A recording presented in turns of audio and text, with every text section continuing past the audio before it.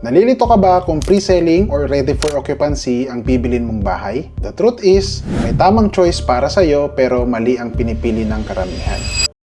Most property buyers hindi makapag-decide kasi takot silang magkamali sa pinakamalaking purchase sa buhay nila. So, let's break it down clearly. Sa pre-selling, mas mababa ang presyo, mas flexible ang payment terms, at mas malaki ang potential value appreciation. Pero matagal ang waiting time, may construction risk, at hindi pa agad makakalipat.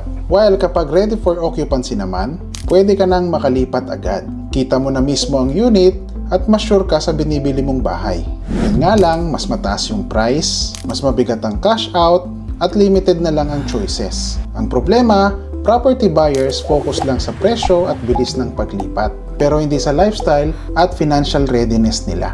Once you match the property type sa goals, budget, or timeline mo, doon nagiging malinaw ang decision. Kaya kung ikaw ang bibili ng bahay ngayon, anong mas pipiliin mo? Pre-selling or ready for occupancy? Comment your answer below and I'll explain kung bakit bagay at hindi bagay sa'yo yan.